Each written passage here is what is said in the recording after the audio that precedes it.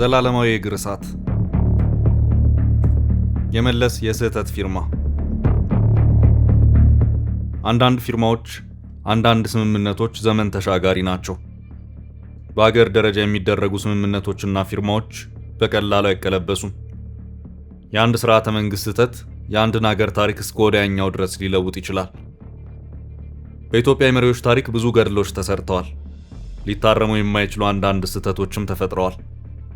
እያንዳንዱ የኢትዮጵያ መሪ በጎም በጎ ያልሆነም የታሪክ መልክ አላቸው። የሚወቀሱበትም የሚወደሱበትም ታሪክ አላቸው።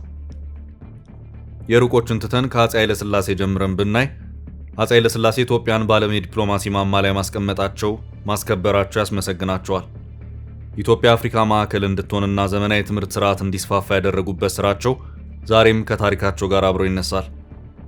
ተቋማትን በመገንባትም ወርቃማ ስም አላቸው። ከድርቅና ረሃብ ጋር ተያይዞ እንዲሁም ከገበሬው ስሞታና የሰጡት ምላሽ በታሪካቸው በበጎ የማይነሳ ነው። በአርበኞች ላይ በተለይም በበላይ ዘለቀ ላይ ያሳለፉት የስቅላት ፍርድም ያስኮንናቸዋል። መንግስቱ ኃይለማርያም በበኩላቸው ሀገራቸውን መውደዳቸው፣ ዳር ድንበሯን ማስከበራቸው ያስወድዳቸዋል። ቀይ ሽብር ዘመቻ ደግሞ ያስወቅሳቸዋል።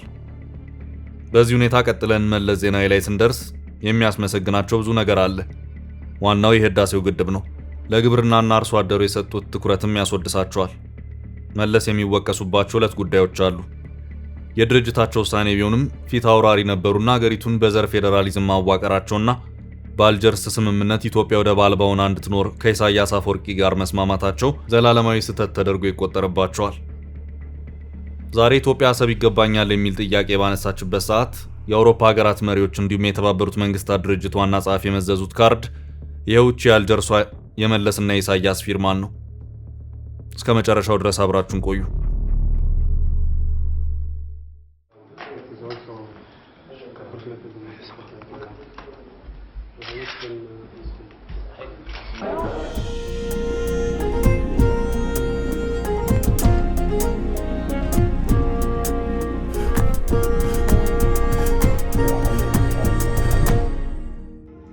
ከሰሞኑ የኢትዮ ኤርትራ ውጥረትን ተከትሎ የተባበሩት መንግስታት ድርጅት ዋና ጸሐፊ አንቶኒዮ ጉቴሬዝ ኢትዮጵያና ኤርትራ የአልጀርሱን ስምምነት ያክብሩ ሲሉ ዓለም የሁለቱን ሀገራት ጉዳይ በምን መነጽር እንደሚያየው ጠቁመዋል።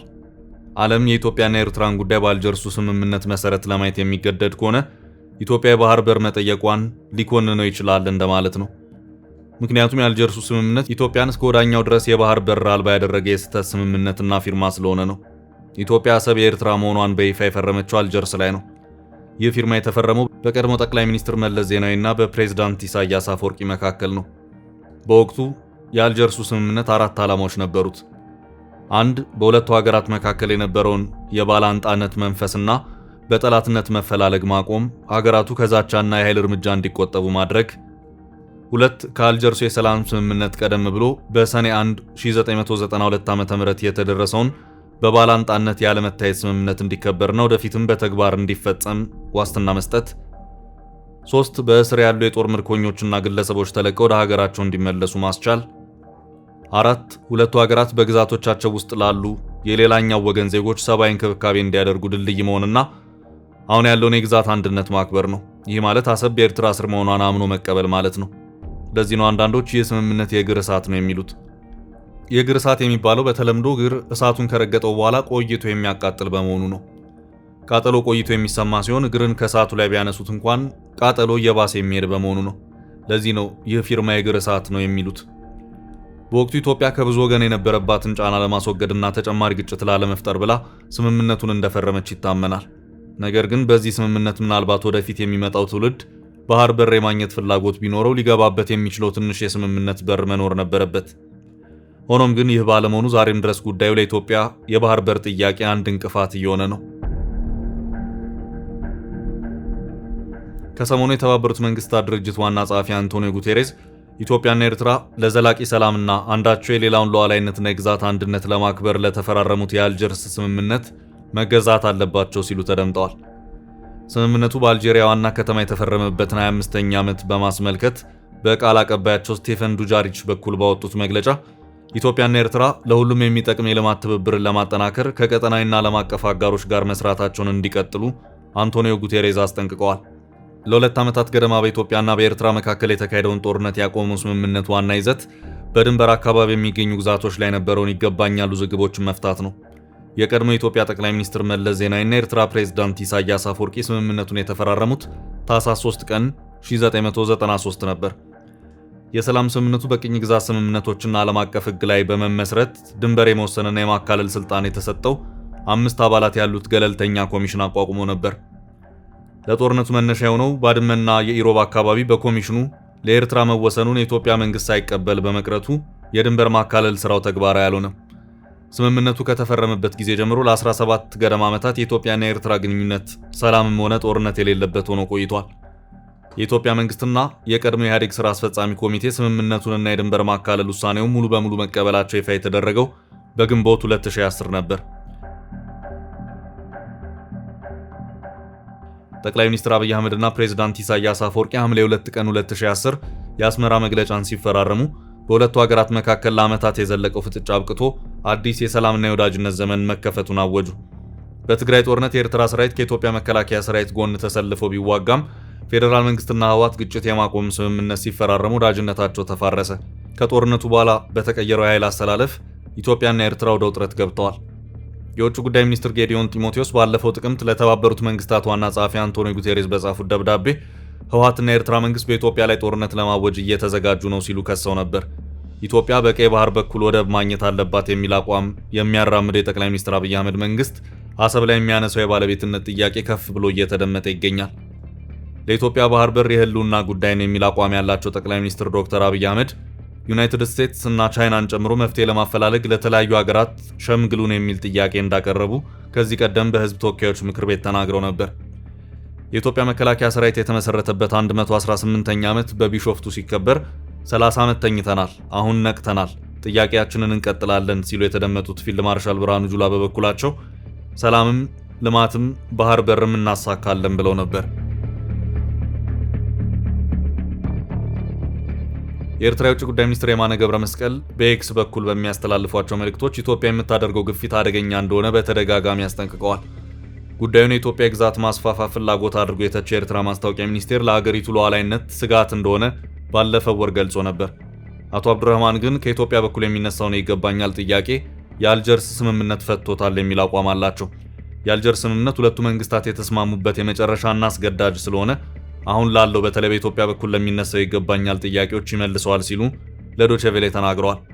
መቀመጫውን በብሪታንያ ያደረገው ቻታም ሃውስ ሁለት ባልደረቦች በጋራ በጻፉት አተታ በኢትዮጵያና በኤርትራ መካከል ሊቀሰቀስ የሚችልን ጦርነት ማቆም አስቸኳይ ትኩረት እንደሚሻ ጽፈዋል።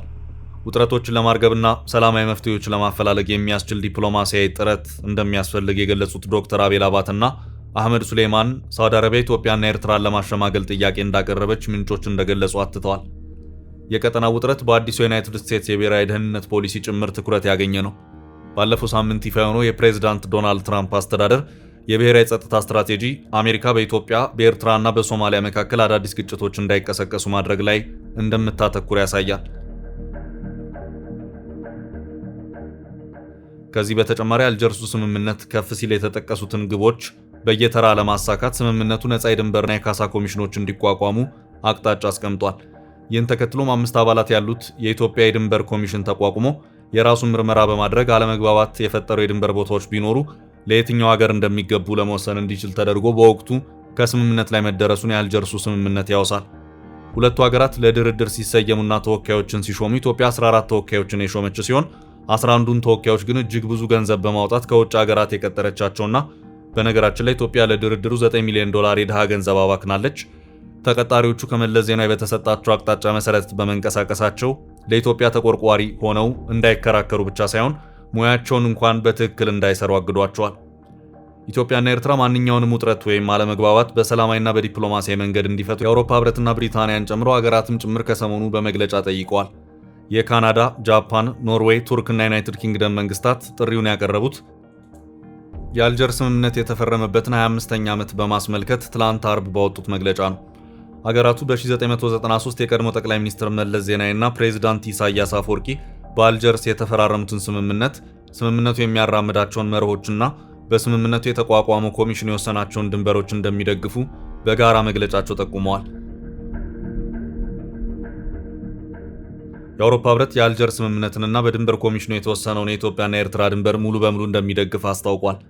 በ1993 በአልጀርስ እንዲሁም በ2010 በአስመራ በተፈረሙት ስምምነቶች መሰረት ኢትዮጵያና ኤርትራ አንዳቸው የሌላቸውን ሉዓላዊነት፣ ነፃነትና የግዛት አንድነት እንዲያከብሩ የአውሮፓ ህብረት ጥሪ አቅርቧል። ኢትዮጵያ የባህር በር የሚያሳጧት ስምምነቶች ላይ ግፋቢል ፊርማዋን ባለማኖር አመቺ ጊዜዎችን መጠበቅ ነበረባት። የአልጀርሱ ስምምነት የእግር እሳት የሚባለው ለዚህ ነው። አበቃን። መልካም ጊዜ ተመኘን።